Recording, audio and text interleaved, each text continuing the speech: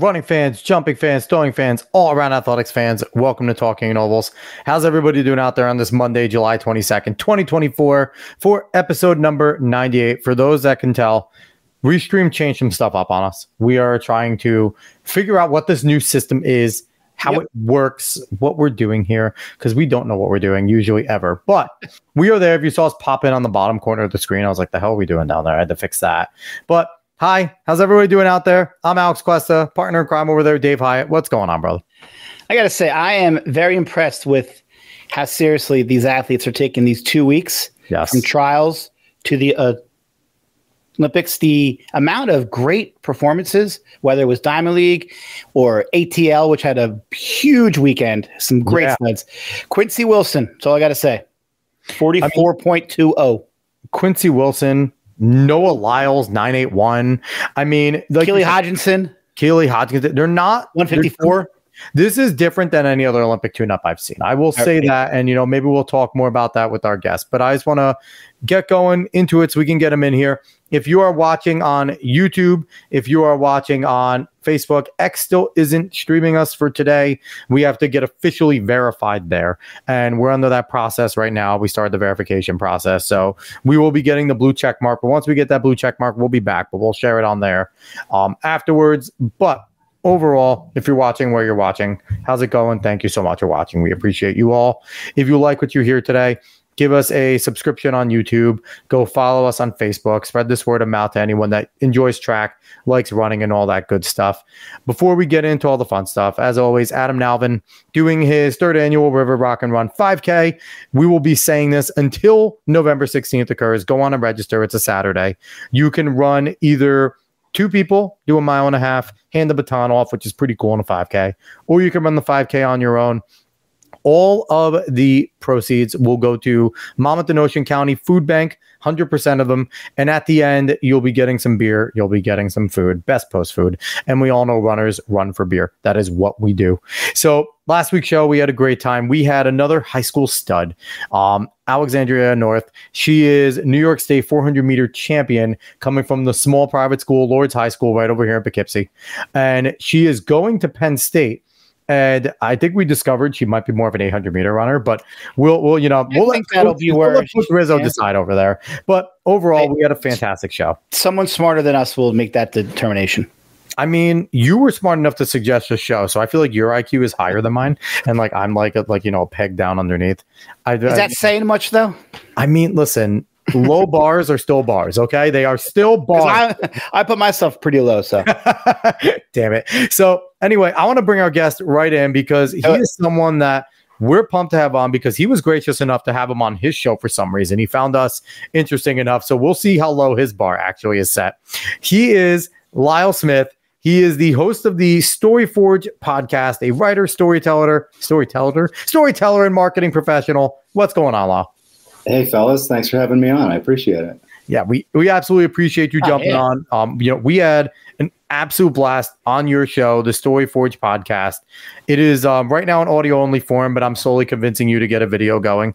But this is kind of the trial run. You're going to see how Restream works, and maybe you'll jump into this area. But overall, we had a blast. Yeah.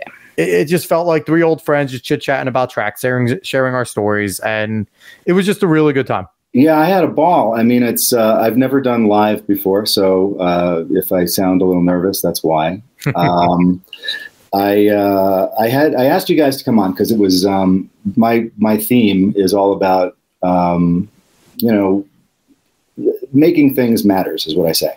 So it's and I thought I've been listening to you guys for a while now, and I just love what you do, and I love the stories you get into, and sort of the mission you're on in terms of getting the sport some much needed visibility out there, and some thoughtful conversation about things. I think, and it's and I thought that was really great, and I thought it was a perfect fit for my show. So I was very happy you guys accepted the invitation, and I think we had a really good conversation. So it was I enjoyed it. Fabulous. Yeah, I had a blast, and it was just, like I said, it was just reminiscing, and obviously we like talking track, and what was cool is to have someone take interest in what we're trying to do, and it's like we could tell that you also have a passion for the sport just by talking. You're like, if we just chit chatted with you and you were like, yeah, I ran track, and that was nothing, like nothing else, like I wouldn't have asked you to jump on the show, right? Because we're trying to talk to people that had like a little bit of a career, but still passionate about the sport, and while you are like, your personality right now is I'm kind of an outsider, you absolutely have a passion for the sport. And it showed just through our conversation. And, it's one thing when people come on the show and there's like, I don't know what I have to offer. And then they start chatting and they realize they still know so much more than they realize. They're still so much more in contact with the sport, because even being in contact in the peripheral with track and field is still very much enough, right? Because there aren't enough people even looking at it from a peripheral sense. So, we appreciate you jumping on, and I want to jump into the show, unless you have an ad real quick. Sure. Well, I was just going to say it's interesting to me because it's, I'm not in the sport, professionally. I'm not a coach. I'm not a, running shoe executive. I'm not any of this stuff. But I'm a parent. My son has just started, cross country. He's an incoming freshman in high school, going to run cross country this year. He ran last year.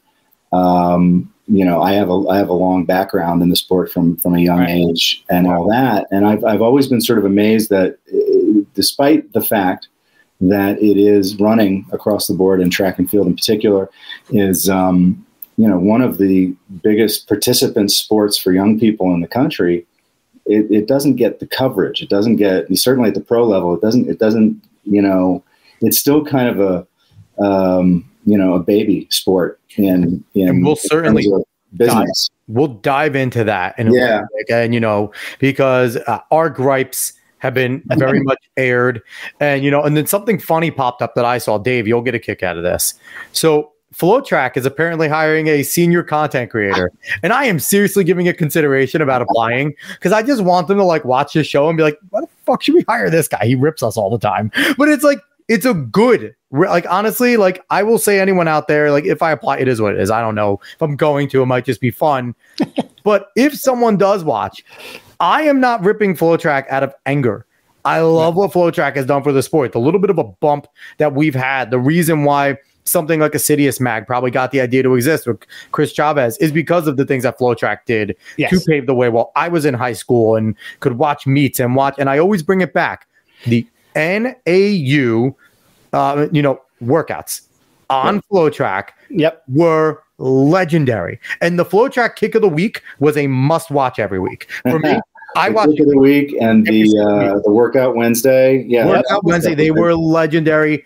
And that's kind of Let's give credit though to like DieStat too, who was kind of like the DieStat originator of all this stuff.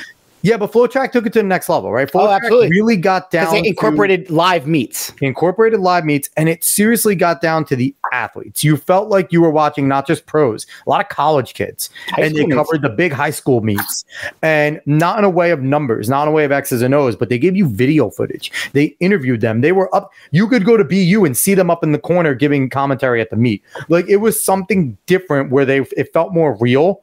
And so I give FlowTrack a ton of credit for that. I give them shit all the time, but I give them a bunch of credit for their pioneering spot. I don't think, to your credit, Alex, I don't think you really rip them so much as challenge them. Yeah, you're more really like challenge them. Yeah, and I think that's fair. I mean, if you can, say, do a critique that makes them do things better, I think that's all fair. And it's all coming from a place of passion. Like, you want the sport to be bigger, and at the price point that it's at, you have a problem. You have an issue seeing how that's going to evolve into getting more people to actually watch it. So I don't think it's that you rip them. It's more you have concerns. Now, are you always the most politically correct way of speaking? No, which is fine. No. It's absolutely fine. That's not. But so it might come across more as a negative gesture rather than just, hey, FlowTrack, here's ways that we can make it better. Listen to us. On that note, if you have $30 to give every month, go subscribe to Flow Sports and watch FlowTrack, where they have great coverage of all the biggest meets. Anyway, there's also 32 sports on there. There's my free promo for you, Flow Sports. Okay, but so I want to jump in because this show is all about you, Lyle. We want to start off where we start off with all of our guests, because you were a runner. You were a fairly good runner in a time where, you were in a war with you were one of the big schools at the time, a small school doing big results.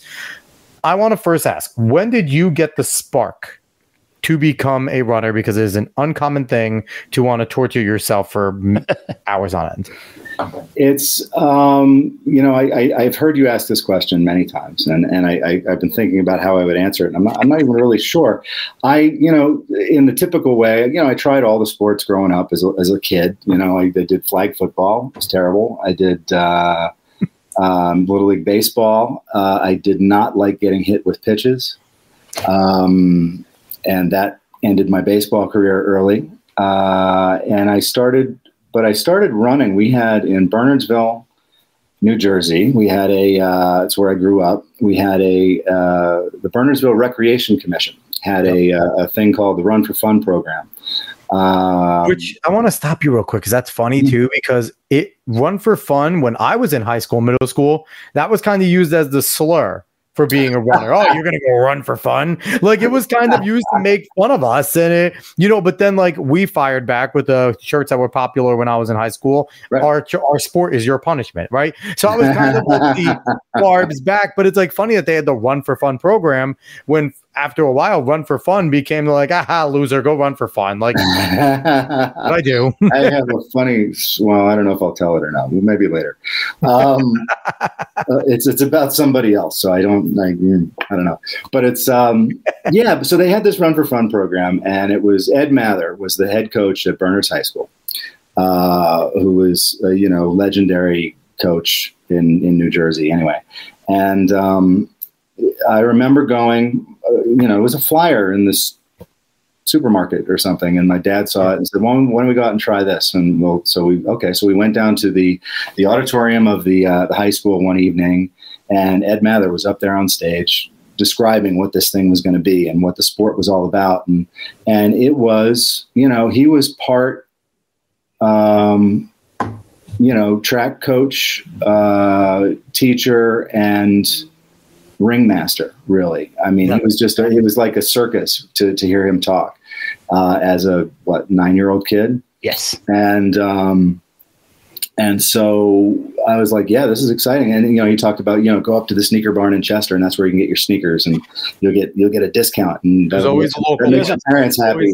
Every area has that local store that always gives like the 10% discount. That's it. And as a 9-year-old, you think, wow, 10%, that's awesome. We had miles ahead here. It was. And I'll say this: if you're a shoe store owner, and I'm sure Craig over at his new spot at the Outpost, we wish you plenty of luck, Craig Siegel. The real running stores, what do? They let you go and take a run, and they had a loop, and they said, hey, go here, turn here, turn here, turn here. It's about a quarter mile, whatever it was. Go give a little run in your shoes. The non-shoe stores won't let you out the store without buying them. Foot Locker's not letting you run around the mall. The real running stores will tell you, hey, this is your loop. Go take a cruise, take as long as you want, go as fast or as slow as you want. And they'll ask you your foot type, and you have an high arch, and they'll look at your foot, and they'll underpronate you over. They'll help you find the right shoe, and it's really it's invaluable, especially as a newbie, as a new person to it. Yes. And I remember, just on that, I'm gonna jump ahead for just a moment, and I remember when I got my very first pair of Nike Zooms. Oh. We had to go into New York City to get them because they didn't have them everywhere. We had to drive to the Super Runner shop in up on it was like 75th Street and something, I forget. Yeah. And they had a little loop in the store of the track compound. That's really cool. You could put on your spikes and run around in their track without damaging the spikes, And that was really cool.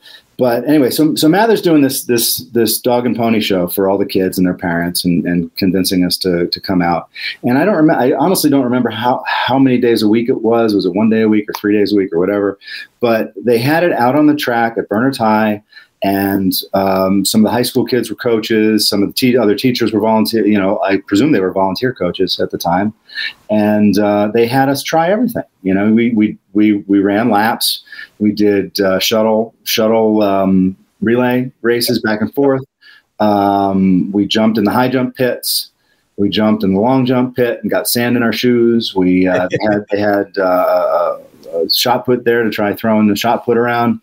And so all these kids, and there were dozens and dozens of us out the first night, and all running around, acting like idiots, like little kids do, and had an absolute ball.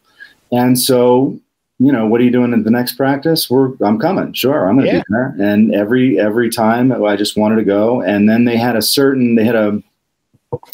series of races that we would race against some of the other recreation commissions. I don't know if the schools had, maybe some of them had teams at the time, but I was maybe 9, 10, and so maybe it was 8 years old and up to get involved in this thing, and all of a sudden there's a whole bunch of kids who have run a little bit.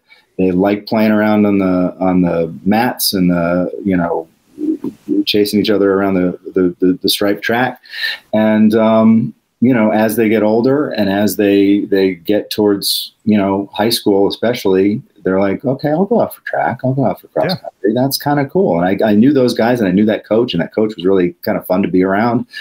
And so that later on, I realized that was sort of the feeder program for the Bernards track and cross country program.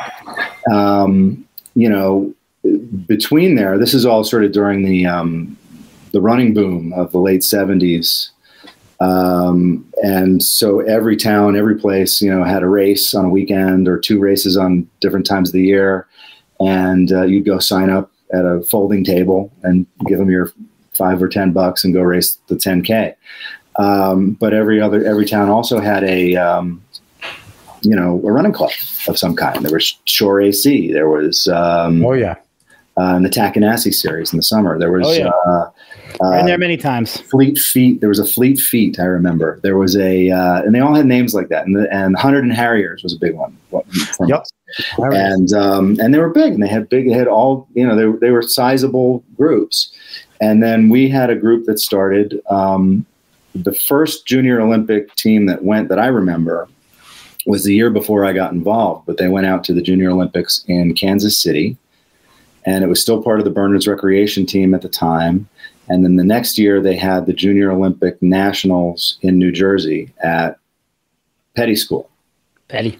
Ah, there you go. On the golf course there. And that was the first one I ran, because they didn't have to, New Jersey, because New Jersey was hosting, we didn't have to do the regional qualifier. I think it was just a state qual. It was one of you only had to do one qualifier, not 2, to get into it. Yeah. And so we had started, and by we, I mean, not me, I had nothing to do with it. They started a club called the Mine Mountain Road Department, that Mark Wetmore was involved in.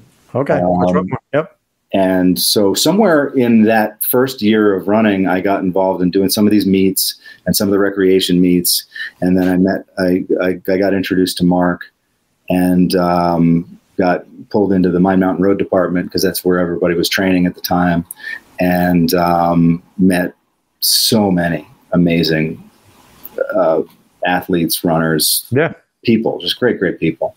And so that first year was, I was all excited. I got my big, bright yellow Mine Mountain Road Department stamp and got to run at the Petty School, on a very cold, blustery December cross country day. But then you love it. Yeah. At that point, you just love it. You can't wait to do it again. You can't wait to get out and run with your friends and hang out. And, and that was my spark, I guess. Somewhere it wasn't like one spark; it was like a series of things. Right. I mean, that's wonderful. And the fact that I love the fact that I feel like we need more youth programs that do this. I was just gonna say, no doubt. The fact that we had something like that in the late 70s, early 80s, and then when I was young, in the late 80s, early 90s, that was non-existent. And nothing in the 90s, 2000s. I ran in the Junior Olympics, but I had to go and find, there was nothing that was I couldn't just go to my local rec department and sign up. Towns who have wrestling and everything else, they need to have a rec track too. And I don't care if it's just get kids together and it's just playing tag or having fun, just something to get kids moving and to get them interested in running as a potential sport. And what I found cool about what you guys did, Lyle, is the fact that everyone tried everything, right? It got you to come back, that you weren't just pigeonholed into it's a running club, so we're going to run distance, or we're going to do sprints. It was way too early for that. Yeah, the possibility of I can go play in the sand pit again. Right. Like as a 9-year-old, 8-year-old, I can go jump in that sand pit again. I just got that could be like my reward for running well. Like, and there was that's the fun part about it. I can go throw that big heavy ball again. Like, and I feel like it invited kids of all body types, kids of everyone. All types. You know, it's like maybe, hey, well, this kid who's heavier and when he's younger, and you know, kids are maybe say things to him. Well, he can go win the shot put every time if you want. Yeah, so it's absolutely. It's a sport that can encompass so many different types. It's inviting. It's a very inviting sport. And one of the things that was kind of that I remember is because we had some of the teachers, but really some of the high school kids, the varsity kids who are, you know, when you're 10, they're 17, 16, 18. Yeah, they look like grown adults. And they're like, you know, it's like meeting the Yankees, you know? It's like, oh my God, they're so cool. I want to be just like them. And you get to know a few of their names and you see some of them. And, you know, and they had gone on to they had already run these races you're just starting to hear about. You know, they're just starting to, you know, the what is this Junior Olympic thing? I don't know. It has Olympic in the name. That's got to be fun. I ran through there. And then you go to a couple of, you know, high school meets to watch, and you're like, oh wow, they're wearing spikes on their shoes. That's so wow, I can't wait to do that. And so it just generates this excitement. And I mean, I remember you have one of your previous guests was on a few years ahead of me. Meg Waldron was. Oh yeah, I remember meeting her as part of this whole program. Yeah. And all these, you know, who ended up being state champions and Golden West champs and all this other stuff. And it's just really, really cool to meet these people and see. And at the time, Bernards had just won their 100th cross-country dual meet in a row. Yeah. And they were in the New York Times. Awesome. It was a big deal. And so that just got a whole lot of buzz and made everybody kind of like, oh, wow, what's going on over there? What's cross-country? What's that? And I had no idea. And then you learn how cross-country I had to explain to my son how cross-country is scored. Right. It's like kind of like golf, but us and golf. Yep, it's complicated. Well, when what you get is your score. You get first place. What you get is your score, and that's the easy part. And then you say, "Well, but wait, there's 7 guys on the team. Their 7th guy beat their 5th guy. He bumps him back, but he doesn't. If you get top 3, you win. That is kind of the easiest way. If you get top 3, you win. You'll win that meet. You'll win every meet if you get top 3, basically. So, Lyle, you just kind of touched on it, and for anybody listening who's younger than we are, you might not know what a dominant program that Bernards was. Oh my God, New Jersey in that era. I mean, it was absolutely like the top cross country in the state track. They were unbelievable. Like picture kind of like CBA now, but kind of that like they won everything. So, what was it like being a part of that program, having Coach Wetmore? Wonderful coach. Obviously, we all know what he's done at Colorado. And, you know, what was it like if you can, I'm not sure if you were on that team or what you remember from that Penn Relays 1980-83, the Bernards Asbury Park tie that actually went to Asbury Park, which is weird because they didn't have like timing like we have now. So that one had to take a while to decipher. It's a lot to unpack there, Dave. Sorry. So how did I come in? No, I'm with it. It's interesting. About the prowess of the Bernards program in that era. Yeah, well, we'll start with the Mine Mountain Road Department because that was my introduction to it. And what it was really funny. Our singlets were yellow. It's a big Mine Mountain Road Department across the front with the logo of these kind of, they look like flames, but they're like runners sort of. Do you still have that? I do. Yeah, that's awesome. That's awesome. I do. I'll send you a picture, and you. That's great. I have it here. Actually, it's really funny. This is a long here. Can I? Look at that. That's me at the Bernards Invitational.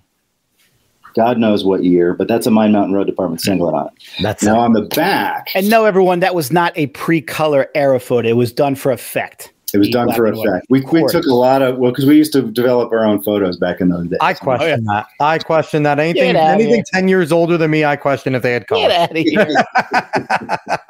But on the back of it was funny, and I think this was a Wetmore concept too. I apologize if somebody else invented the design, but on the back of the singlet was an orange triangle, like for slow moving vehicles. Oh, okay. And so that was our thing. And we went and nobody could get the name right in the newspaper. And it was a riot. It was really funny.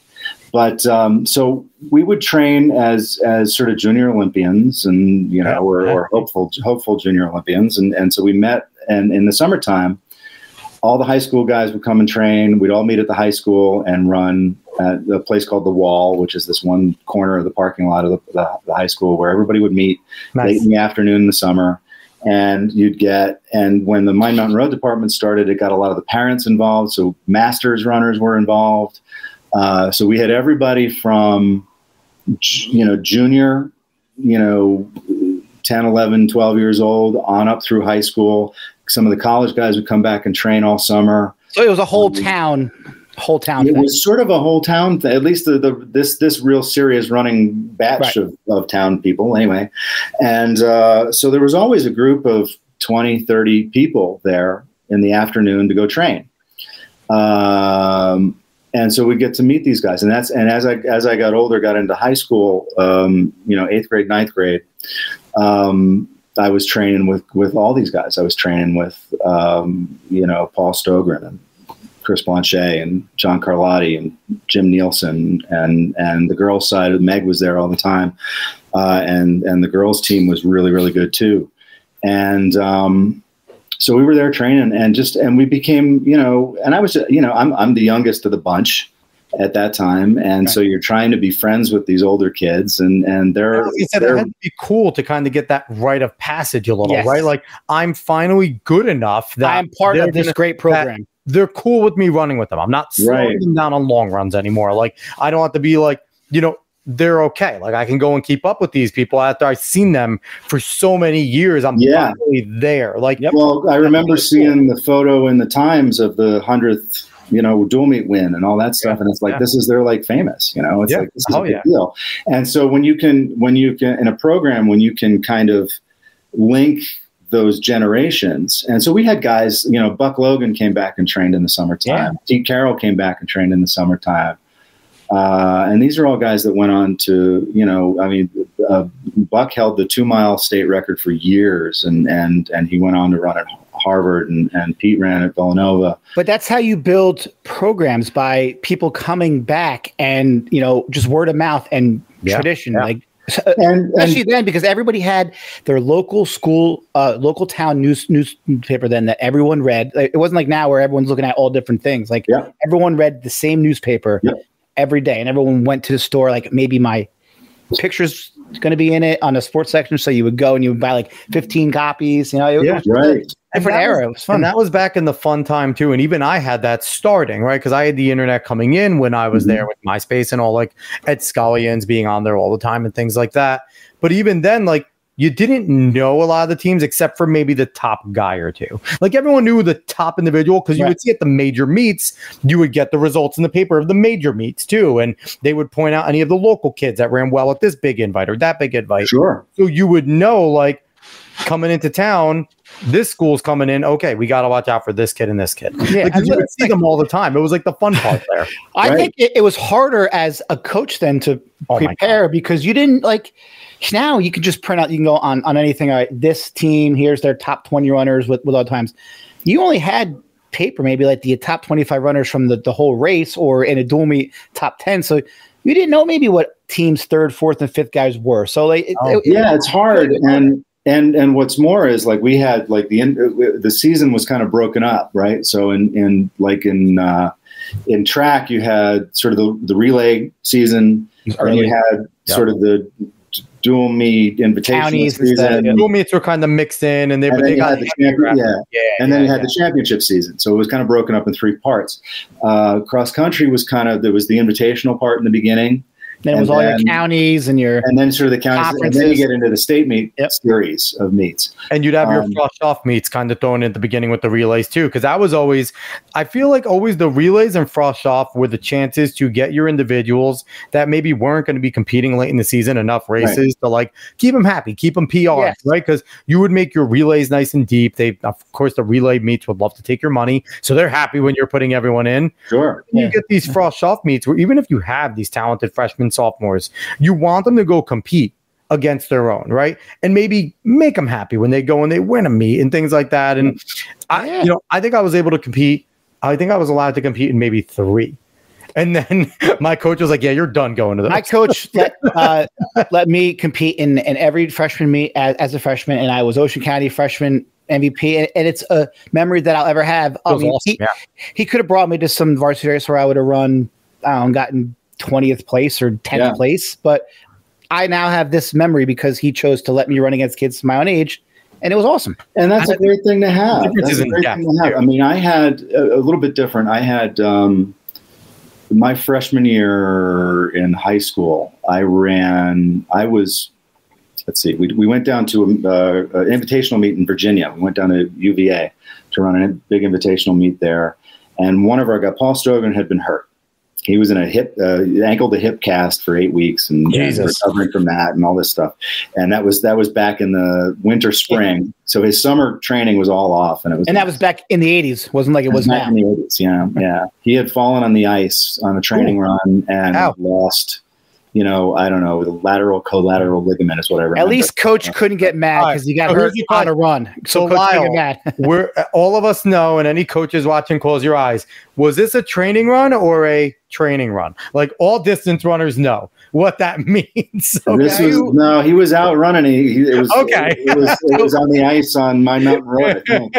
So coach can't get pissed off. No. It was a real. Coach can't get pissed. It's like, we played. We had plenty of fun runs, basketball pickup games that were training runs, and we had golf courses that when it rained we would just go slip and slide all down the Well, you're a teenager. We all do stupid things. We invented a sport named hand tennis. I would love to just do that now again. That was fun.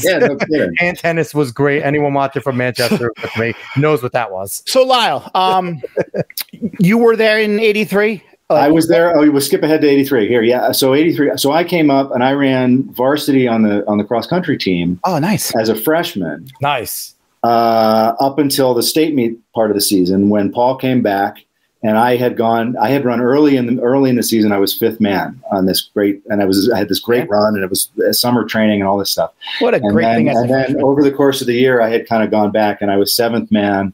And then Paul came back and I was 8th man. So I was the 8th man on the championship cross country team.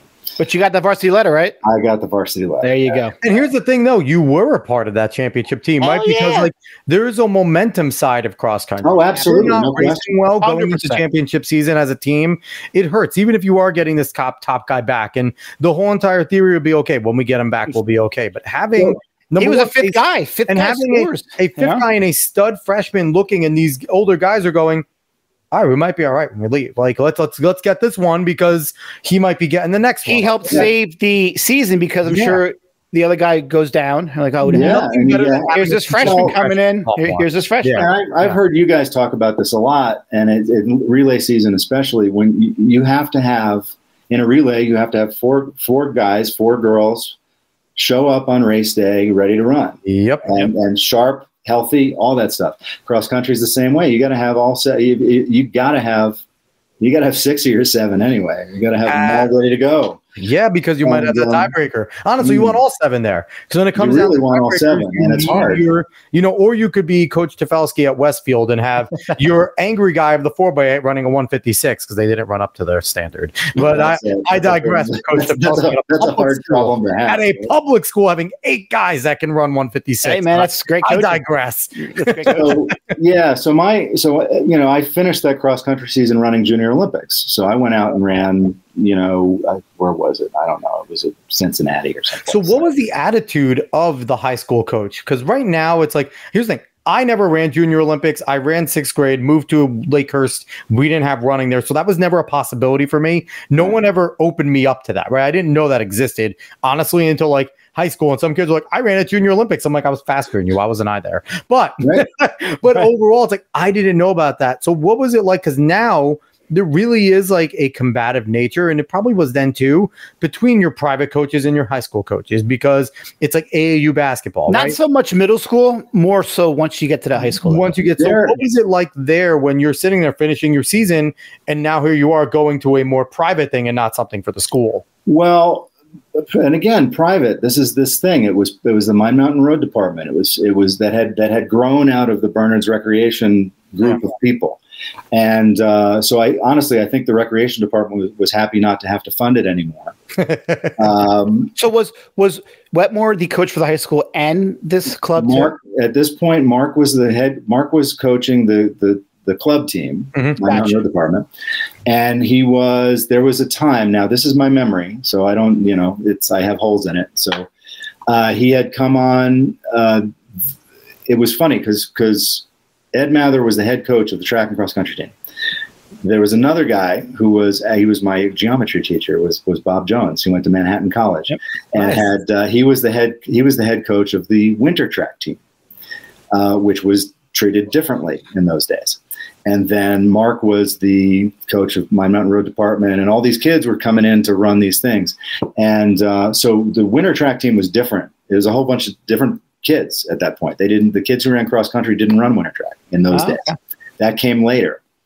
And then so Mark came in, and he was a volunteer assistant for a while at Bernard. So was there any and then eventually he got brought on as a official assistant coach. So was there any tough times between the club coach Mark and the high school coach? Between Ed Mather and Mark Wetmore? Yeah. Yes. Okay.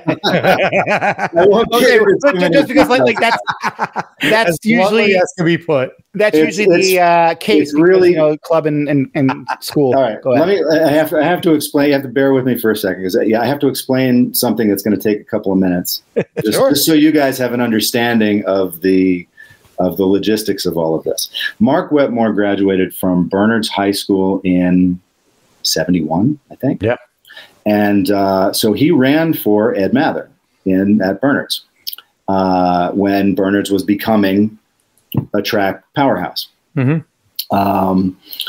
Then Mark went to college, and his journey is his own. I won't discuss it, and because it took him a while to sort of come back into coaching in Bernardsville, and he had, through a mutual friend who was also a good friend of Mather's, was a guy named Larry Sullivan, who was John Sullivan's father. John Sullivan ran on the '79 Penn Relays team for Bernards. Wow. Okay. So that's it. But Larry Sullivan he was a military pilot and a colonel in the Air Force, and ended up finishing his career in commercial aviation. But he was good friends with Ed Mather, and he became good friends with Mark Wetmore. I'm not sure how or when exactly that all happened, but he was like a grand old friend of the program. So he was around at training all the time. He trained with us. He would run our 20-mile runs on the weekend as a master. He went to some of the meets as a master's runner, and he was just sort of a great friend and inspiration to a lot of us growing up. And he had befriended Arthur Lydiard at some point in his life. Oh, wow. And he introduced Arthur to Mark. And I think it's interesting to think of, like, when people hear now, especially in New Jersey and even Colorado, right? Mark Wetmore, we're thinking Mark Wetmore, right? Mm-hmm. But at this point, he was still wet behind the ears, not necessarily, not. He was only 25 years old when I met him. Exactly. He was a kid, and he was still trying to figure out his way. Probably didn't know if he wanted to really be a coach at this point, was just doing something because he enjoyed it, did it in college, blah, blah, blah. So it's like, people need to keep in mind, this isn't the Mark Wetmore yet. This is just Mark Wetmore. Everybody has a journey, right? Everybody has a journey to come to become whatever it is they're going to become. And Mark, if you listen, come tell us your journey. You might be reluctant to do that. I would love to hear it, honestly. So I've heard from everyone. Yeah, try to get Mark and join that one. This is guys that ran for him in Colorado. Yeah. He's, and he's as good a friend and influence as I've ever had in my life. So I have nothing but amazing things to say about him. Yeah. But he came up, and so he met Arthur Lydiard at some point, and Lydiard came to Bernardsville, and there's this famous story of these guys going on a 30-mile run together. Oh wow! And yeah, it's crazy. It's really why? It's really the question. I don't care about anything else. The real question is why. It's legendary stuff, and it's all true. I mean, it's not like there's nobody's telling stories just to be flamboyant about them. They're real stories. And so he got to know Arthur Lydiard a little bit, and then that was his method. So I came up as basically sort of a Lydiard type athlete. Yeah. And so we were all running a lot of base training in the summer and all that kind of stuff. So when Mark came in, and so he was training us and all of his athletes, like there's ownership of this. We're going into the high school program. Yeah. And so there was natural conflict of like, who's coaching whom, who's taking credit for what, blah, blah, blah. And, Mark was never a credit kind of a guy anyway, really, right. As far as I've never known him to be such. Ed Mather liked the limelight a little bit. And so they had a little bit of a, sort of natural conflict that they got over the years. And it's really funny because Ed Mather, I want to say it was 2005, passed away in 2005. And Larry Sullivan died the next week. Wow. Oh, wow. Wow. And so Mark came in for Mather's, funeral, and then ended up staying for Larry's funeral, and everybody was the reason why he wanted to stay right over in Jersey. Not the reason why he wanted to be there. No, not at all. But it was like, but there's this thing, and So when you ask, was there conflict? Yes, there was conflict. Was there a lot of love? Any two great coaches? There was a lot of love because there was a lot of history there too. Yeah. And there was a lot of frustration because personalities are what they are and all that kind of stuff. And in the end,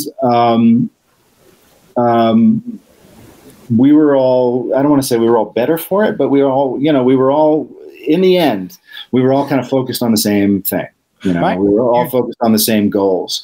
So in the end, people sort of got out of each other's ways and focused on that. Any two great coaches at first are usually going to butt heads because they both have the same desire, goals, and ambitions, but the great ones will work it out and figure out a way to work both of their strengths to get everything out of the athletes. Right. And when you get that athlete coming with coach and now coaching with coach as an equal, you kind of get that father-son dynamic a little bit where I was teaching you, kid, what do you like? And then it kind of like, and it's natural, right? Especially amongst men, you got to build that respect. No one's going to hand it to you. No one's going to sit there and, Mark, you were a great runner, but I don't know how you can coach. Don't talk to my kids unless you know what you're doing. Yeah, I mean, there's a whole thing. You have to build that trust as, that you're both going to do the right thing for each other as well. And I can imagine that's where the butting heads. And then as it all came out that Mark is here for the same reason I'm here. Sure. Let's make this work. And you get that. It's all like and in the end, and in the end, they had the best interest of the team and the best interest of the kids at heart. And that's where it has to be, because we're not here for us. We're here for them. And that's how it always was. And, and personalities are funny, and and I have a million stories about all kinds of stuff like that, I would tell to people privately, and they would probably, hopefully not think I'm poking fun at anybody, because I'm not. I tell these stories out of love. I have a great love for all this history that I've had in this program. And for the wouldn't that be a podcast? There with me. Wouldn't that be a podcast? You have people and call it stories we shouldn't tell. Yeah. Where they just tell things live on podcasts about things and people, or you just honestly, that could be something cool. You get a group of friends together and just want to sit around and shoot the shit as if they were in front of nobody, and then boom, you get, you know, you might get in a lot of trouble, but it might be a great podcast. They just better be funny. That's all. Yeah. Oh, absolutely. Listen, it's funny to you guys, whether it's funny to other people, you guys are going to laugh other people on the outside. So the legacy thing is funny because it's you talk about, you know, how two great coaches, whatever, but it's a generational thing too, right? Yes, yeah. So, you know, Ed Mather was there. Mark Wetmore came in. Mark coached. You know, I never coached really, but my Brad Hudson ran with me on our Junior Olympic Mine Mountain Road Department teams, and he went on to be a great coach. And so, and you know, how many of the CU guys have gone on to be great coaches too? I mean, you look at Culpepper, you look at both Gouchers, you look at Ritzenheim now. It's like these are, you know, there's a thing, and it's not a straight line. Legacy is, you know, you think about a legacy as one yields to the next, but it's not. There's all these other kinds of influences. Like Mark, you know, came from Mather, sure, but also Lydiard, also other things. He ran for Gagliano at Rutgers for a short time, you know, so he knew all these guys and experienced all these things, and that's what makes you. It's the people who can take these experiences and turn them into something positive in a training way that become great coaches, I think. So that's where that is. So, Dave, I'm going to get to the 83 thing. So 83, I'm a freshman, 83. Right. We're going to, and I had this I knew what my dad told me about the Penn Relays. I knew nothing about them really. And my dad had gone, and my dad ran hurdles for Perth Amboy High School. Okay. And ran at the Penn Relays when they used to run the shuttle hurdles on the infield because they didn't have enough lanes. So he would tell me about the Penn Relays. I'm like, oh, that's great. It's, you know, I can't wait to go. And I was excited. Maybe I'll make the team. Real question. This is a legitimate question. Sure. Was your dad around when Bill Cosby was still competing for Temple and when he was like a star of the Penn Relays as a thrower? Because he was kind of a star in the 90s. He was a star when we were there. And the thing handing out the batons for think of Bill Cosby now as all the stuff he got in trouble for. They don't know that Bill Cosby was an all-American athlete at Temple. Bill Cosby was a great track athlete and a football player as well. I don't know. My dad was excited. You know, my dad always got excited. He got starstruck a little bit. So I don't know. He'd love to see the stars come out. I remember Bill Cosby handing me the baton. It was great, you know. It was, and that's the thing. And I don't bring up Bill Cosby to be controversial, but I do not want to like downplay you. I think track was big. You can separate sometimes what the individual accomplished as opposed to what they have done, right? You know, OJ is a great football player. OJ killed somebody, but OJ is a great football allegedly. But that happened, and you know, and you could see that, but people can sit there and still be starstruck by everything he did in Buffalo. Well, I mean, there's a lot of history there that you can't really ignore. I mean, it's you know, like Cosby, I call problematic, you know, because there's good way to put it. It's problematic. His history is really problematic. However, there were things he did that were amazing. I mean, the Penn Relays was on the verge of failing financially, at least one year that I know of. And he stepped up. The story was he gave like $150,000 to the Penn Relays to put the meet on. Yep. And I don't know how exactly. I know the story is true. I don't know if the amount is true. Right. And a few years obviously meant a lot to him because he became very. He was there every year. He was passionate about the meet. Yeah, he was in Philly. It was his hometown of his school where Temple was. So another story you may not know. A few years later, Steinbrenner, George Steinbrenner, did the same thing. Yes, he did. And he had no connection to Philly that I know of. No. But he just thought it would be a shame that something like that would go under. And so he, you know, and he's another sort of problematic character. Which is hilarious because everyone thinks of George as like the shrewd businessman that didn't care. And then here he is being a big softy. Like, hey, this is a track meet. I'm a baseball guy. I'm this big business owner. For a meet that's not, you know, for a sport that's didn't affect him in any way. You know, a minor sport, for lack of a better term, compared to baseball, football, and that. Yeah. You know? So, you know, anyway, 83 was my first time going to the Penn Relays. And so we were all excited, and the team was all made up. It was John Carlotti on the anchor leg, Chris Blanchet, I think, ran 800, Paul Stoger ran the 3/4, and I forget who ran the quarter. Sean Tutton, I think. And they went, and I always had this vague idea. I'm a freshman. I'm coming up. I'm like, oh, I want to be on that team. And there's just no way, Right. So they got out there and they ran, and everybody was all excited for the DM on Friday afternoon. And so the race goes off, and they were wearing, there was a bit of a controversy because they wanted to wear all white uniforms, which we weren't really allowed to do. So they had white shorts with their white Bernard singlets. And, we loved it because it was exciting and fun. And our athletic director was having a conniption about it. Which is hilarious. What's controversial, right? It's really funny, yeah. All white was and there was a time over here at Marist, because I went to Marist. Mm-hmm. Black wasn't our color, gray was our shade, and we would do the darkest gray possible to get it close to black because we wanted cool shit to we wanted things to look cool. Now it's fine, they don't care, we can use black, but those weird things that they are just right. Well, I think the biggest problem with it was that I don't think they told anybody. They just went out and ran it. Well, you got to do it, especially that's how my coach did it too. Yep. And so they did it, and they ran, and we're cheering them on, and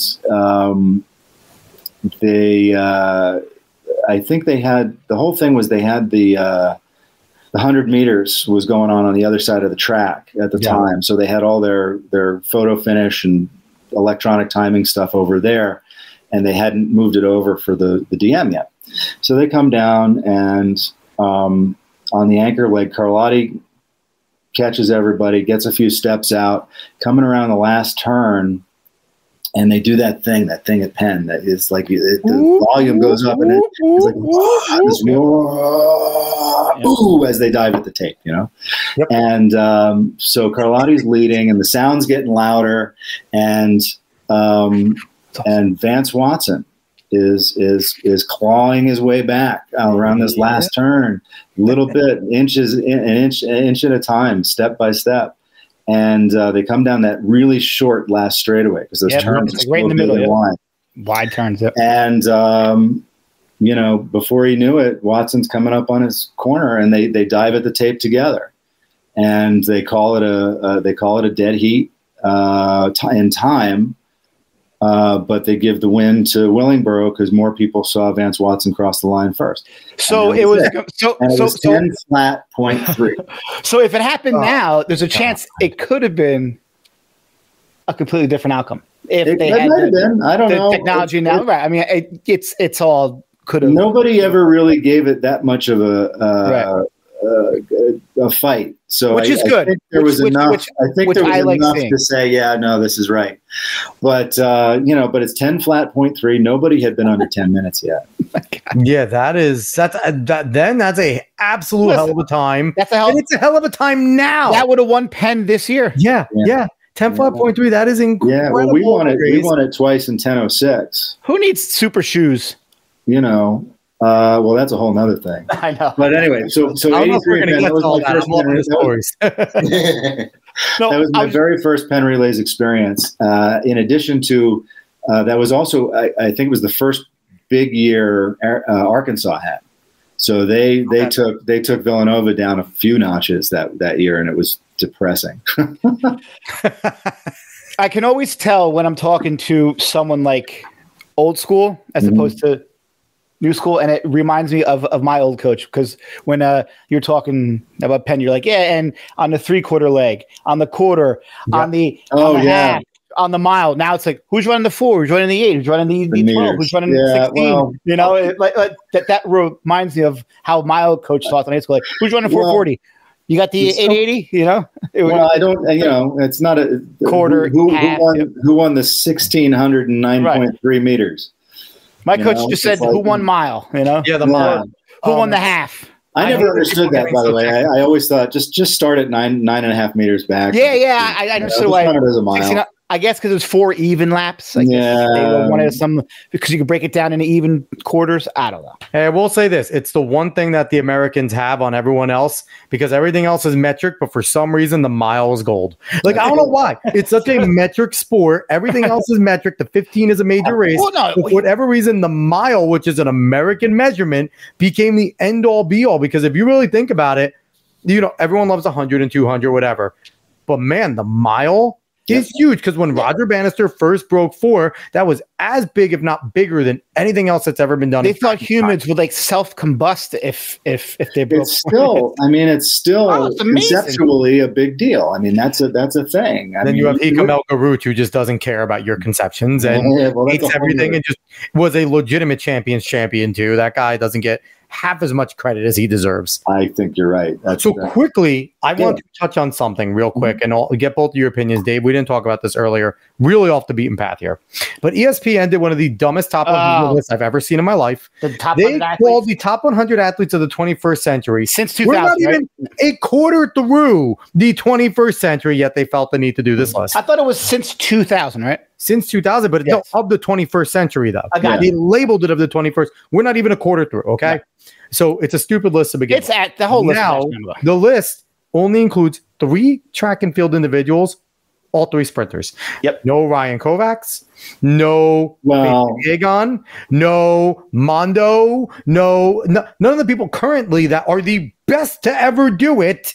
Jakob Ingebrigtsen could be on that list just for his time trial accomplishments. But you look at Faith Kipyegon, we are so excited. I have one name for you. This is the world's best athlete, right? Ashton Eaton. Not on that list. I mean, not on the list. But it's like, we look at it and it's like, you know, even this year, we're all excited about the Team USA. We have one of the deepest Team USA teams. Our ladies in the 1500 don't have a chance because Faith Kipyegon exists. Since when? Sarah Hull ran the girl from Australia ran 350. The girl from Australia ran 350. And then you also look in many years, like, where's Mo Farah? Mo Farah was, for 6 years, was the most dominant 5 and 10K runner. It's like, that's for real. That's no joke. Right? He was a tactician. But anyway, it was an embarrassing list. Sorry, I just wanted to get your. That's okay. No, I hate it. That list was so, I mean, like, egregious. But that gets to another point. I'll get to set aside the other sports. The ball sports.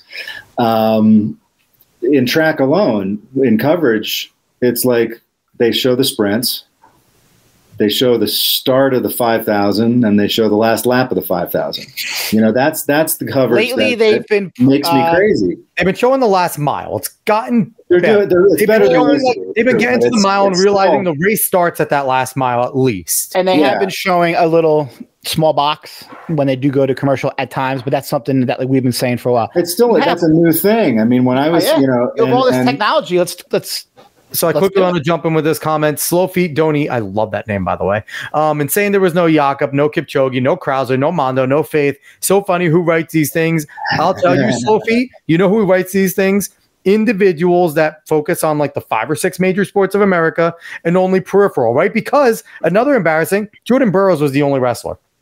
You're telling me that there were no other amazing wrestlers since 2000? Like, so again, it's, you know, Katie Ledecky and I think Michael Phelps, too. Maybe Ryan Lochte might have broken in, like with swimming and stuff. It's like they only focused on the major sports. So it's kind of one of those things where now here's the question. Shame on us though for not being better at promoting our sports, right? Did they at least take the like NBA athletes out? They didn't put them in, right? LeBron James, I think, was number 3. How can they? All right. Anyway, okay. Like here's the thing: they focused on football. They did tennis. Serena was up there. I think Serena was number 2, which credit to Serena. I was thinking it was only Olympic athletes. No. They were all like it was all athletes in general, all athletes, football, everything. Yeah, but it was like it was asinine. Dominated by the 5-6 major sports and like that they focus on ESPN. So joke of a list. So I want to quickly touch on some of the other topics. Maybe we'll get to one of them. I don't think we're going to get to both of our topics we want to touch on. We're going to ask you our final question. We have to do that. But coming from someone, you were competing in like this in 80s, 70s, right? When you started running 70s, 80s, you've obviously seen changes to the sport. You've continued to follow it. Mm-hmm. How do you feel the sport has come in terms of changes to their technology and different improvements that you've seen so far? I think I have, how do I answer this? I have a hard time personally with the super shoe thing. Is really hard for me to get my head around, get my heart around. I understand it. I get it, and because I go back and I think, okay, the first Olympics on a synthetic track was Mexico City in 68. 68, yeah. Yep. It was at altitude, and there were a ton of world records set at the sprints and the jumps. Now, I'm kind of okay with that because everybody was running on the same track. Everybody was running on the same surface. Everybody was running at the same altitude. I'm kind of okay with that.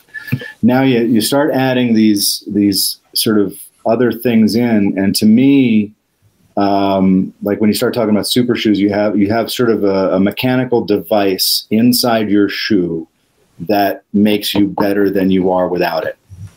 Right. So I have a quick question real quick with that. And I know where you're going with it. Yeah. But so other events besides running, which we focus on super shoes because we're all runners, right? That's a big thing.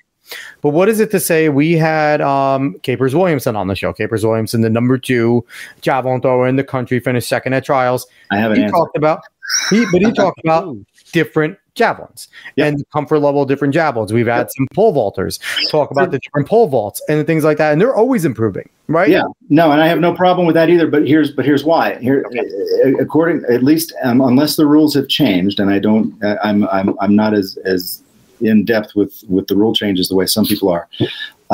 When you go to a major competition, when you have a thing that's a device to throw or anybody can use anybody's stuff.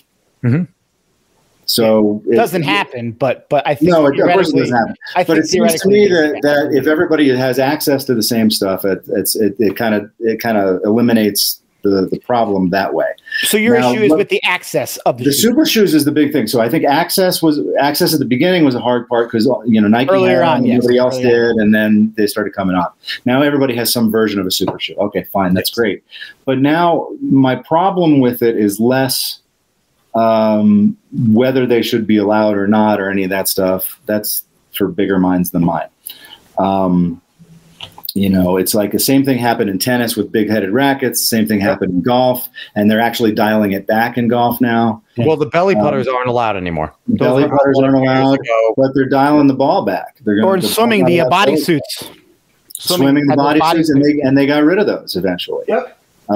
So what it does is it really throws sort of the record books into a state of chaos for a while. Yes. Same idea as the steroid era in baseball. Right, it changes things and Which I'm all for steroids in baseball. Let's get that. Okay, anyone wants to destroy their body entertaining me, go for it. Oh man, I know. I have friends. We could differ there, but it's what gets an asterisk, what doesn't. And I've talked to I have someone who studies it more than I do. Who said, I said, so what do you think of the super shoe stuff? And he said, well, it's kind of a moot point because whatever you say is not going to change anything, which is fine. I have no problem with that. But he said, I said, how much do you think it accounts for? And he said, well, based on everything I can see and have looked at, and he had looked at it pretty deeply, it's about 5 seconds-ish for 1,500 meters. Okay. See, I think that's just in the race, but the big benefits are the fact that you can recover so much faster. So you can I can get to that too. And I don't have the science behind it either, but I don't either. I'll ask. So in racing now, all of a sudden, so now 4 minutes for a mile doesn't mean the same thing it did before super shoes. It just doesn't, it's still fast. It's still great. And I have all kinds of, respect for anybody who runs that fast, but the super shoes make a difference. There's no question about it. Sure. Yep. Now in recovery and training and all this other stuff, because I have a son who's going to 9th grade and really just getting into the sport, and I worry about, because I don't know how much training in super shoes, what it does to your body in terms of what training. Yeah, I don't either. Not in super shoes. We did have Jeff Benjamin on, and this is at it was now over a year ago, and that was at the real start, like super shoes becoming ubiquitous, and he was on the front end. He's a prolific writer for Staten Island and that whole area and things like that, and he knows everybody. Freaking Jeff knows everybody, but he's talked about the super shoes because he's still an active runner in the community. He coaches and does things like that. And he warned and said these should not be worn at all times because he said that workouts, but training wise, you kind of push your body over the limit. I equated this is exactly my question. Yeah, I was never a fan of Icy Hot or Ben Gay or anything like that. I know people used to lather it on their muscles and everything. I was always of the sense of when my muscle was tearing, I wanted to know so I could stop letting that happen, right? Like I didn't want to go to a point where afterwards my leg is 3 times the size and I couldn't feel it. So, and I feel like the super shoes are almost having that effect where you're not feeling what you're doing to your body if you're training in them all the time. This is exactly my concern. And, it's like, okay, you're going to race in them. That's fine. Maybe you train hard workouts, X percentage of whatever, and I don't know. And so you get two pairs of spikes. We used to put our spikes on for hard workouts. Yeah. You almost feel too good that like in these shoes that your body doesn't realize how sore that it actually is. From what I've heard. The question is, what I've heard, I don't know. I've never. We've talked on this show a good amount about how everything's different, right? Yeah. We are now monitoring ourselves much better. We're eating much better. We're sleeping much better as athletes, especially runners. So they are. I could see coaches that are very much in tune with this and even athletes that are very much in tune with this, understanding what this stuff does, right? Kids are going to overdo it sometimes. Don't get me wrong. And that was kids and regular trainers that were sitting there in high school running 110 miles a week. And it's like, idiot. Then their back gets hurt. That's normal, right?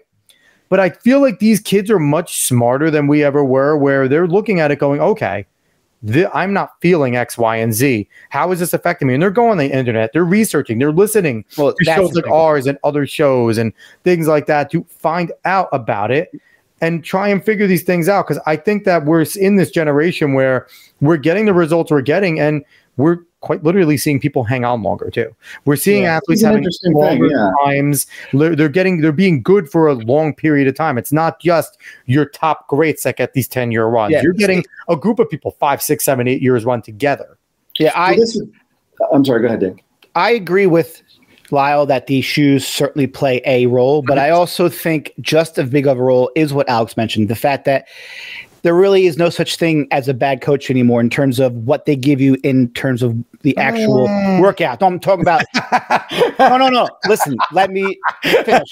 There are bad coaches in how they communicate the information and how they come at a kid on a personal level, which is just as important. But in terms of any coach can get access to any program and any workout online now. That didn't happen when I think that's some kids got stuck with just really bad coaches. Then now you can even coach yourself.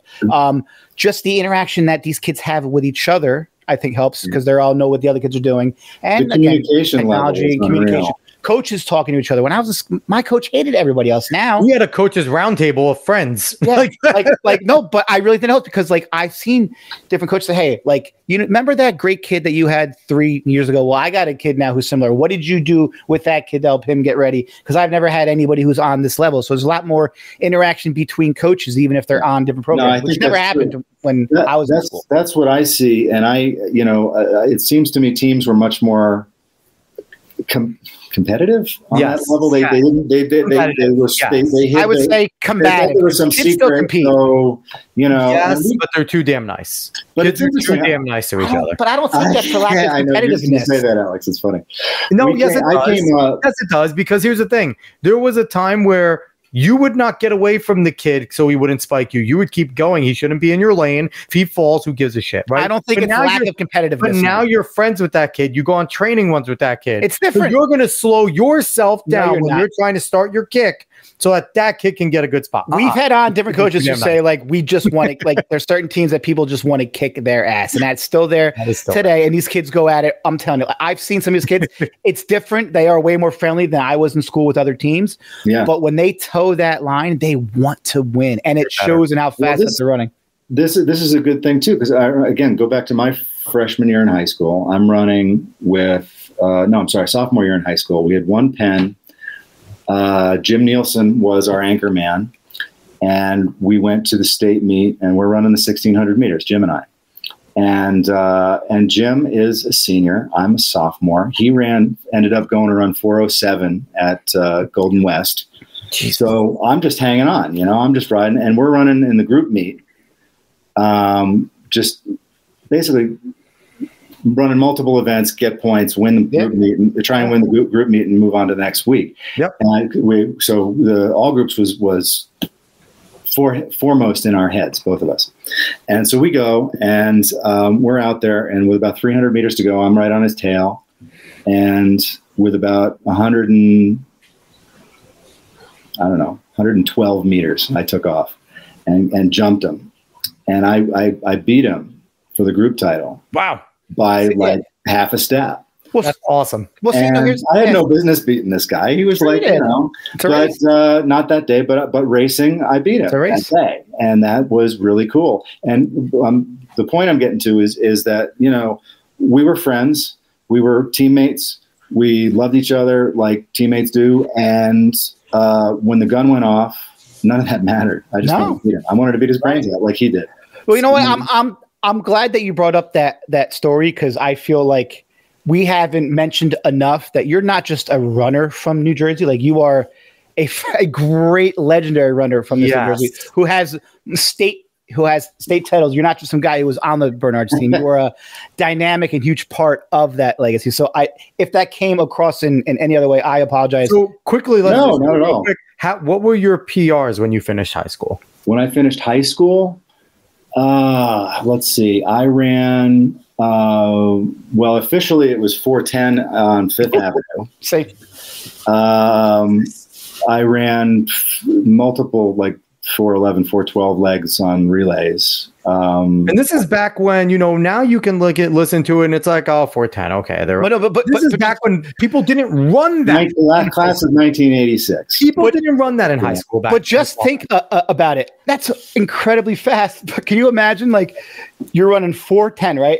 Or 4:11, and your coach is like, "Man, this is the slowest anchor leg that we've had on this CMR." That's kind of how it was. What the hell's going on here? I was probably pretty irritating to Mark, because I had a 406 guy, 407 guy. What we've talked about this too, because my brain was wired more towards winning the race than running fast. Of course. So let's touch on that. So how much faster do you think you could have run if you were just focused on clicking off times? Do you think you could have dipped under 4:10 in high school?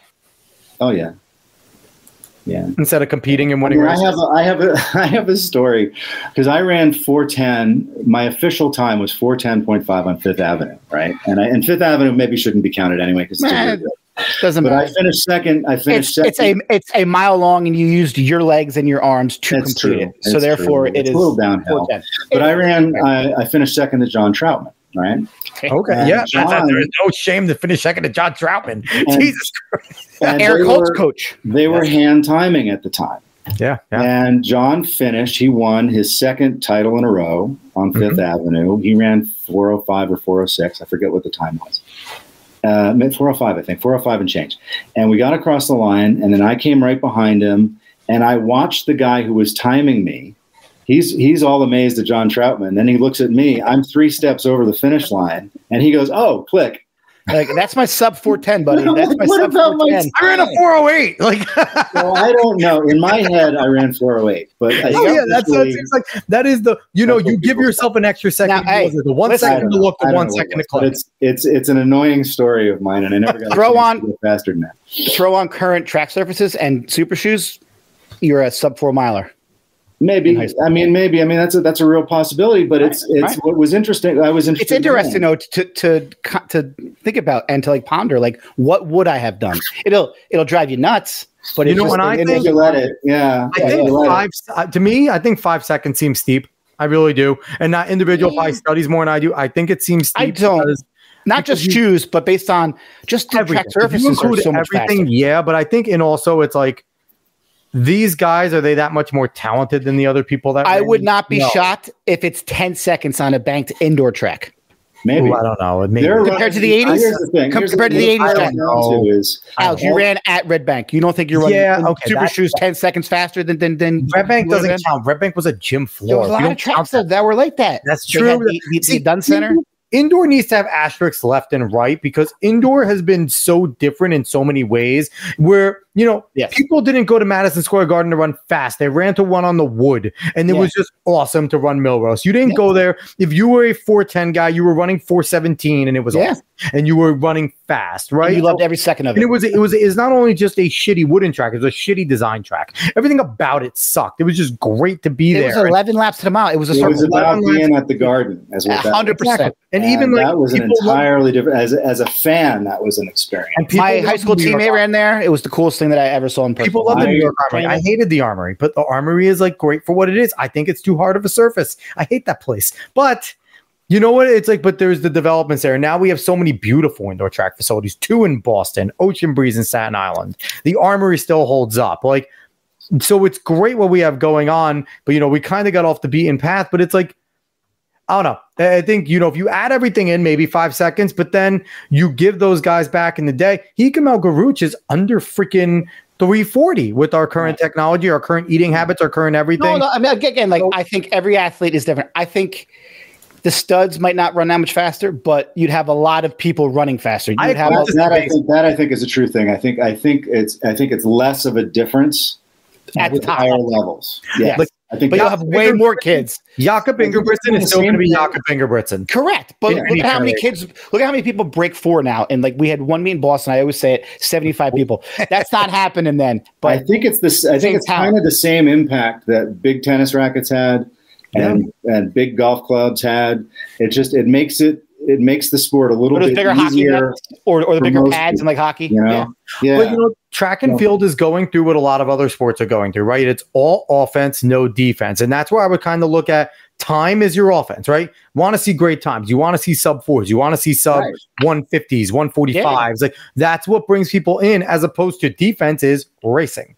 But the thing is though, great football games in the tundra, defensive struggles, one big touchdown wins it all. A purist loves that, right? Yeah, but your casual doesn't give a shit. Depends on the event, because obviously you're never going to have that in 800 down. That's always going to be a fast. But you know what though? But the thing is, your purist will enjoy the defensive, the Matt Centrowitz 1500 meter title, right? The Mo Farah that you mentioned, he never ran great time, but he always won. Your casual to look at it and go, wait a minute, he just won the Olympics and he was 10 seconds off the world record. How is that a good thing?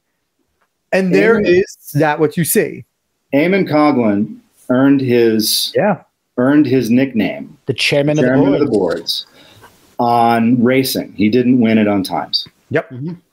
He ran remembered as one of the all-time miles. He's amazing. But you know what? I couldn't wait for the last lap and a half at Milrose every year to see what Eamon Coughlin was going to do. Yep. Yeah. And then years later, Marcus O'Sullivan was going to do. Yep. Because they were going to do something spectacular.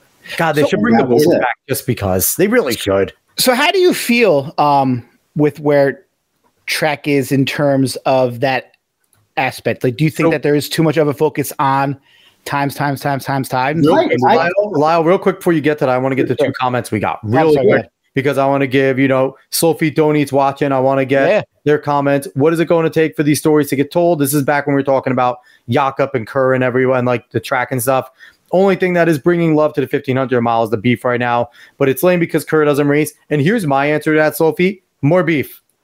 Stop being so damn nice in track and field. More beef. I don't want Kovacs and... It works with the sprinters. I don't want Kovacs and Krauser being nice to each other. I want them looking like 2 ogres that want to kill each other. Too much niceness. Here, let me jump on this. As far as anybody in the newspaper was concerned, Sebastian Coe and Steve Ovett hated each other. Yep, and that's all they wanted to knife each other in the parking lot. And it sold a lot of tickets. It sold a lot of papers, a lot of tickets, sold a lot of everything. It was awesome. And it was not true. Not even remotely. Right. But they went with it because it helped. That's the story. But they need, that's the British tabloids. So I'm jumping to our next comment real quick. Every halfway decent high schooler gets paced races now, which is why so many other high schoolers get it now. A couple years ago, Sawinski, a former guest of our show, paced Festival of Miles. Like, how lucky is that? I mean, yeah. No, right. That's awesome. there is much more of an emphasis now, even in high school. Like, they have so many of these, let's get the best guys together to race each other meets. But whereas, I mean, we had Milrose games and this is also the connectivity aspect, though. But right? now they just have mile and like easy to find. They're all friends with each other. Yeah. I remember when I was a senior in high school, because we were all trying to get times to get invitations to places. Get an invite to Golden West, get an invite to IPI in Chicago, get an invite to Milrose. Had the Milrose Trials in those days. Yep. Yeah. And we'd go around and we'd hear about, Paul Vandergrift is going to be running the 1500 at the Philadelphia Coaches Meet. Let's go there. And so we went down to run this meet late in the season before the state meets, specifically to run because we heard it was going to be a fast race and Paul Vandergrift was going to be there. So it was guaranteed to be a fast race for some reason, people thought. And so we went there.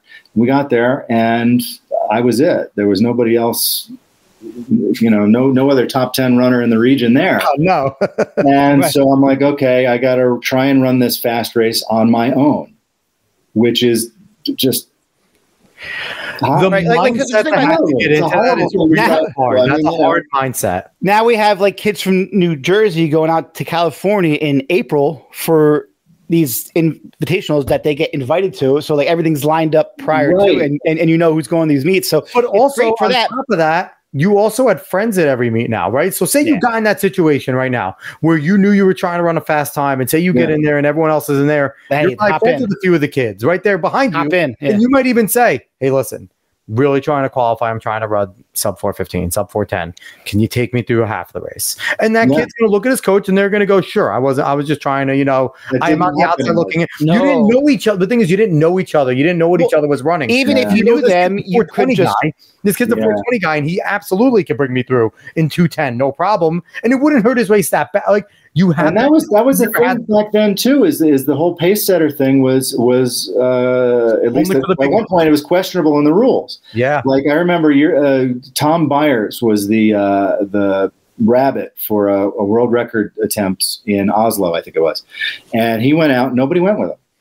He went out all by himself. He's hitting the splits. They're falling back. It is a very bizarre thing, though. If you think about any other race, no other sport has that. He stayed in and won the race. Why not? If you were leading by that much, you might as well. Guys, you're not going to follow me. I'm taking it. But like now, you have pros rabbiting for high school only meets. Yeah, it's crazy. It's crazy. It's very different. So I don't know. Is it better? Is it worse? I don't know. I think it's.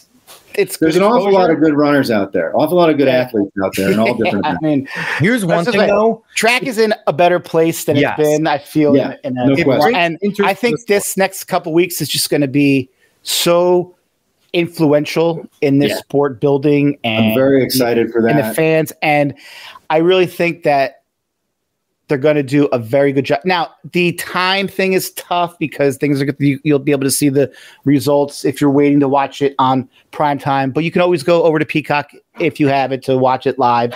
It's always hard when it's in a different part of the world because they want to show everything in prime time. That's when everyone watches. But a lot of people, you go on X for 1 second, you already know every event. You got it. Yeah. Unfortunately, you still want to watch the race though. And quickly, Dave, because we went back a year ago when they let out, like, I think it was the world standards and things like that, the Olympic standards. And we saw how hard they were, right? Yeah. Now, everything we've talked about over the year, the super shoes and everything, they were onto something. They knew what was on the horizon. Imagine if the standards were the standards from 4. I just wish they were a little less in the javelin and the hammer throw. So some of our past guests imagine if they were would have gone. But imagine if they were from the last Olympics. This Olympics would be so inflated right now. It wouldn't even be. It would be difficult to even choose teams. I did question those when we first got the list, when they first came out saying this is ridiculous, because based on them, last year, not one American would have made it to the 800 meters for the men. Yes. Because we didn't have the same. But now, I mean, they were onto something. They knew I didn't know. Listen, maybe these athletes are like, you guys thought we were running fast last year? No, this is the Olympic year. Watch what we can all do. Like, we've been running fast, but wait, this is like, and it's coming. You guys now running 141 every, like, I think that's crazy fast. I think 6 of the top, like 4 of the top 6 times in the 8 have run the last 2 weeks. And here's one of the things I don't care about super shoes or not. 141 is 141. There's no arguing. There's no arguing. Like Quincy Wilson dropping a 44.2. Listen, kidding me, kid? I got an e-bike. I don't think I could ride my e-bike as fast as David Radisha ran the 800. Oh man, Quincy Wilson's an interesting story this year, though. I mean, I'm so excited to watch that kid run. Curious where it goes. I get worried about him too, because it's like he's 16 and he's got a long way to go, and so I hope he's got good people around him. It seems like he does. He seems very. He seems like he has a very good head on his shoulders. Yeah. Like watching him after post-race interview, and then watching Obi Moore back in the 90s, completely different. Like Quincy Wilson seems to have people around him who are like making sure that he's not, over racing. Like he's just, I don't know. Yeah. I'm glad. The only thing I don't get is why was he able to go getting 6th, but they didn't bring Christian Miller in the 4x1 who was 5th. 2 high school kids. Christian Miller finished 5th. I don't think Christian got the Olympic qualifier. No, well, maybe he did. He was 994. Yeah, I don't know. I'm just curious why one high school kid got it. But that's one of the things I worry about, because that was the talk for the Bernards guys for a long time. It's like, oh, they do great in high school, but they burn out and blah blah blah. It's Wetmore's fault because he runs them too much and all this other stuff. And well, listen, none of that is it could be further from the truth as far as I'm concerned. It's like, if you look at how many successful high school kids succeed to the next level, to the next level, to the next level. It's not many. It's a small percentage. It's a shell shock of high school training. I don't care how hard a lot of your high school training is. College training is another level, because you're now running against 8 grown men as opposed to boys, and it's just different in terms of the strength that they have, the way they can finish runs, the way they can do workouts. It's a major difference. And as an 18-year-old boy becoming a man very quickly, it changes. Although I would ask Lyle that. Coming from Bernard's and the kids that you ran with in high school, when you got to college, was it just kind of the same old, or was there a definite jump? Because you came with guys running sub 410, then having all those guys. I have, well, again, given my experience in college too, because I got hurt early on, and it's the only injury I ever had. I didn't get injured until I got to college, and then. It's a time thing again too. Times have changed, kind of a thing again, because in those days there were still a lot of coaches who were of the run everybody into the ground and whoever's healthy on race day runs. Yeah. Right. And that was sort of the method. And they were still doing a lot of the same training techniques they did in the early 70s, maybe late 60s. And we were running repeats on a field in Radnor Township, Pennsylvania, that had square corners and all this other stuff. And I basically had a stress fracture in my left foot that got misdiagnosed for the better part of a year. And, in the end, it was 20 years later, I was running the Chase Corporate Challenge in New York, and that bone broke right through. Ooh, ow. So I was the goner from that point. So was it harder? Yeah, it was harder. It was different. I'm happy to say, from what I can see, a lot of the distance coaches now are more. They're a completely different animal than they were. Not even close. And so they're much more like. A lot more like rest. I was very. We were all very lucky at Bernard's to have both Mather and Wetmore, because they were very thoughtful about the way we trained. Yeah, we trained a lot of miles. Yeah, we ran a lot of miles in the summertime and in the wintertime. Well, all the time. And but it was summer, winter. But it was but he was all of our workouts were sort of customized to the individual, and we paid attention when we had aches and pains, and so it was a whole different kind of a world. Then I went to college, and it was like everybody runs the same workouts, and everybody does this, and everybody does that, and one size fits all. And survival of the fittest. I was, when I was there, I don't want to be overly critical. You can read that in the book one day. Okay. But it's yeah. So it was not, not everybody responds to that type of training. How about that?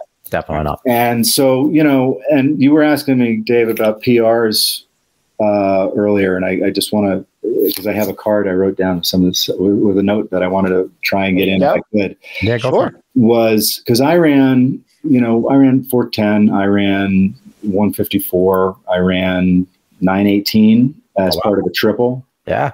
I never ran the 2 mile by itself. I never ran 3,200 by itself. I always ran it as part of a triple. Or Jesus, 918 on a triple. Okay. Wow. And all those miles paid off. All those long miles. Say again? Paid off. I said all those long miles. That's it. You've been split a 918 because you're exhausted. 50 flat for 400. Whatever. Yeah. And I ran. Great high school times. Even now, those are great high school times. Incredible. Yeah. It was good. But it was a team we had, and everybody, and we went to the Colonial Relays in Williamsburg, Virginia. Yep. And we broke apart our distance medley teams. We had an A and a B team, but it wasn't the best team versus the second team. It was half and half. And we went 1-2. Oh, jeez, that's always fun. And so we had 7 guys under 2 minutes for 800 meters, and we had sounds like CBA or Westfield. Yeah, Westfield right now. Yeah, it's such a good problem to have. Except we had 150 kids in my graduating class. It was like this tiny school. I know, it's crazy. So what you guys did was just, that run was just absolutely. So did you see this in Wetmore that he would move on to something greater than Bernard's at that time? I always hoped he would. Yeah. He was too good to just be with us. He needed to be somewhere bigger. Well, I'll tell you what, because one of the things, this is my card I wrote, because he was big into doing things that have never been done before. And he probably would not tell you about this, but I will tell you about this. So we won after the 83 Penn, where they ran 10 flat, 0.3, and lost to Willingboro. 84, I came, we had a team, Jim Nielsen was the anchor, I was the leadoff man, and we won Penn Relays distance medley in 84 with Ranjan Sinha was on the 800 leg and Steve. Back-to-back years. That's awesome. Then in 85, we had an issue. That's a long story. 86, we had a team that could have competed, but not all 4 of us were ready on the day, and that's that story. And then 86, we came back and won. I ran the anchor leg, and we ran 10:06 both times. And we had a team that won in 79 as well. So that was awesome. But then you look at some of this stuff I'm jotting down here. We had 82 all groups cross country. Carlotti won the championship as an individual, and the boys and girls won both team championships. Never done before. I don't know if it's been done since, honestly, but I knew it had never been done before at the time. I'm sure it has. It doesn't matter what school you're at, what you're doing. That is really difficult to do. Then Carlotti went on and ran 407 something or 408 at Golden West. Jesus. Nielsen, Carlotti ran 150 flat too. He was an animal, that guy. He was so good. Jim Nielsen, the next year, 84, won the 1600 and the 3200 at the all groups outdoors at South Plainfield. Meg Waldron ran 208 for her anchor leg at Penn, which Meg was such a monster, and she's such a nice woman, and so wonderful, nice and bubbly. Now you would never think that she was an absolute monster, and the work she does for these athletes and these unbelievable, she's amazing. Kids is phenomenal. She's so great, fantastic. We love. She ran 208, and that was the fastest high school girls leg for a long time. Yeah. Paul Stogren in 83, I think it was 83 by that time. It was the 82, 83 cross country team. He was the one who was hurt, who had the cast on his leg for 8 weeks. He made the world junior cross country team. And I think it was I don't know if he was the only high schooler from America to make the team ever, but he was, there's not many. Yeah. And all from a small school in New Jersey. And then my little tidbit on that was 85 and 86. I won the 1600 meters indoors and out at the All Groups. Woo. So there's a lot of things that team did over the years that from a little teeny town, deserving of credit. Like the legendary status is deserved. It's not something that it's not a myth. It's not a story. It's legitimate accomplishments that.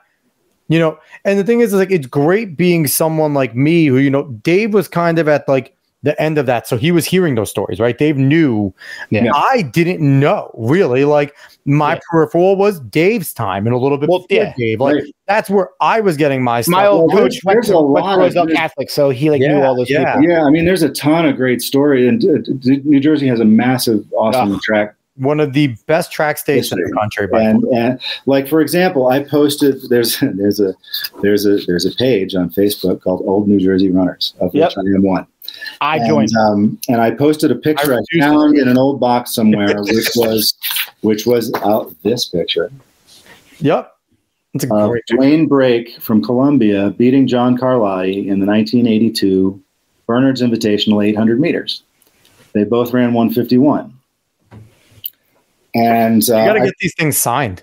I posted it, and my dad took all kinds of pictures when I was growing up. It was great. So I posted it, and then before I knew it, Dwayne Brake had commented on it and told me the story. And that's so cool. So we connected, and I'm like, I didn't really know him growing up, but I met him. We ran. We crossed paths a little bit. And he told me the story that a week or two after, maybe a state meet, my dad had made up a series of photos from that race on a board.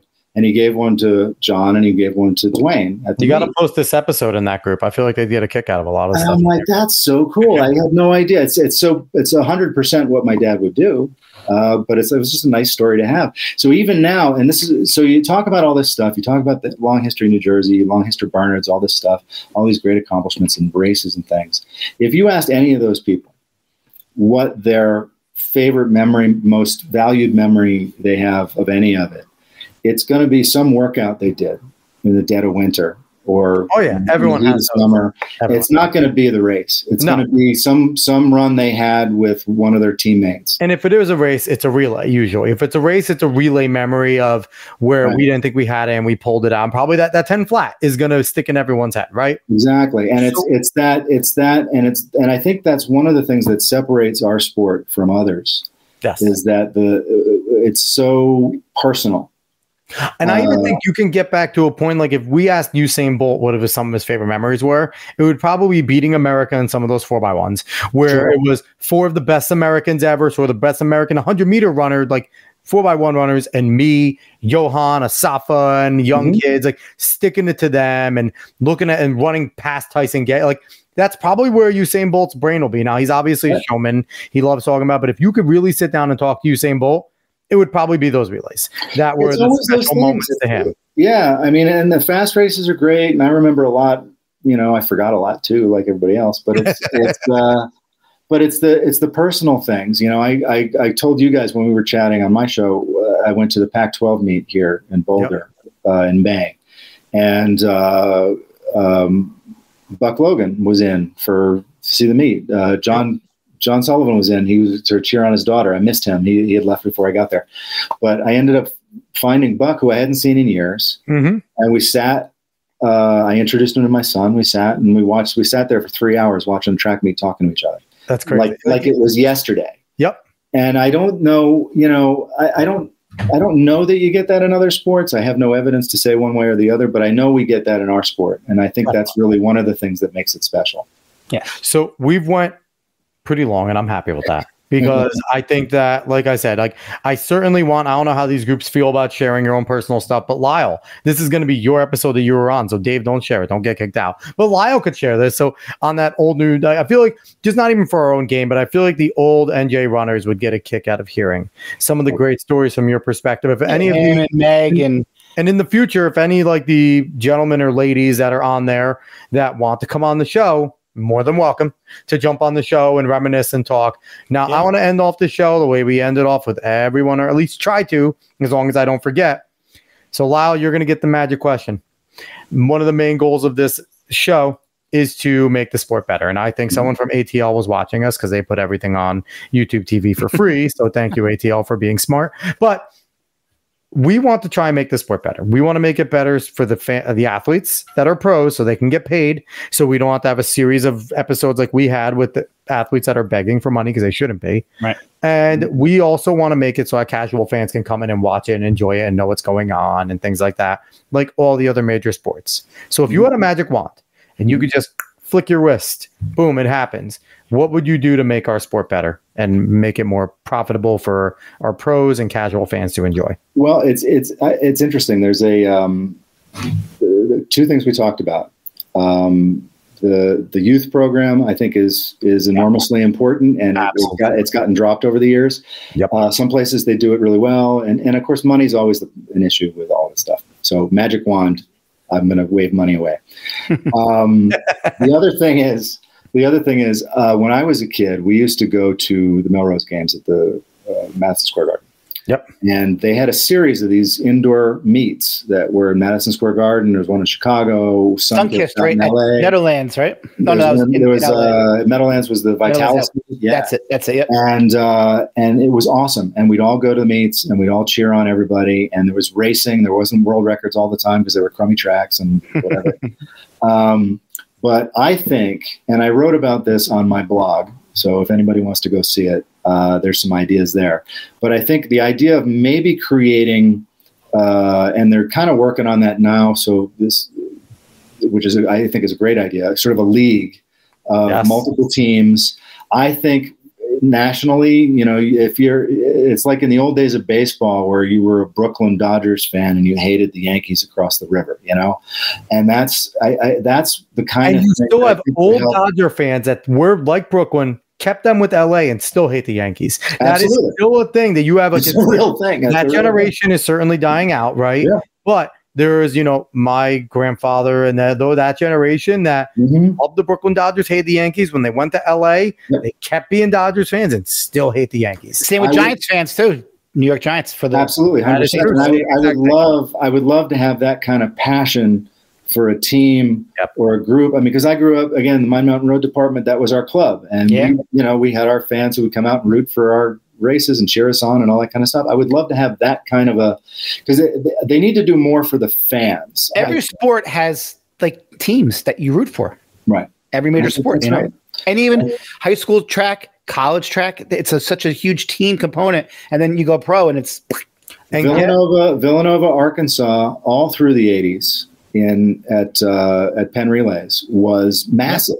Yep. And then you throw in Georgetown from time to time, who slapped everybody around. Stanford, it's a thing. You have this loyalty to your club, and Premier League soccer is the same way. It's like you're a supporter of Newcastle United, and that's all you're ever going to be. And here's the thing. You get maybe 3 athletes per event, right? And you can maybe even figure out sprints, you get X number of athletes, whatever. And that's your teams. Yep. You're telling me they can't field 45, 60 athletes per team, 70 athletes per team. Football teams have 50-something rosters plus practice squads. They could do it. They could certainly do it. I'll throw another little wrench. You don't got to pay them much either. They would stay. I'll throw another little wrench into the works too. I think they should run different distances. Certain times. Milrose back in the old days, you'd have a 500 yards. Yeah, you'd have 1,000 yards. I thought it was cool when Ingebrigtsen last year broke the world record in the 2,000 meters. They hardly ever run it. I mean, John Walker held the world record for that for 20 years. Which is why indoor is cool, because indoor you get the 300, 600, 1,000. Bizarre distances. 2K as well? 500, Was it Jessica Hull that just broke the 2K? Was it that? Right. The girls, Jessica Hull, the girls 2K. Right. Yeah. And it's interesting because those races aren't run as much. But like you said, Lyle, if you can get these leagues doing different races, now you might see those records broken more often. Who wouldn't want to watch your 800 guy against your 600 guy in a 1200? Or just an 800 and a fast 600. Imagine like David Rudisha against Usain Bolt. Give me Michael Norman against Bryce Hoppel right now on a 600. Oh, They asked this. This was funny because I remember running the 1200 leg the distance medley. It was such an awkward. And we talk about it because it's such an odd distance, and then we're like, okay, well, what's your strategy? Do I run like the 8 or the mile? Run the 8. The strategy. Well, here's the strategy. The strategy is go out in a PR for 800 and hang. And then hold on. Yep, that's it. My coach said the same thing gracefully, and that's the same thing with the 5. When you would run the 5 in college, no, but you know what's the goal? Hard 4 and die gracefully at last 100. I like what Lyle said, about the all distances, because I don't know if you guys remember, Alex, you might have been young, but right after 96, when they had the Donovan Bailey versus Michael Johnson 150 meter, that was huge. That's right. It was on prime. I mean, I remember that. Johnson pulled up about 110 meters into it, but like that was the marketing was great. It was like a 25-minute. They had the intros and the race, and people watched. And it was like, man, people are watching track and field Saturday prime time. No, it was like 4:30 on the Saturday on like NBC. It was awesome.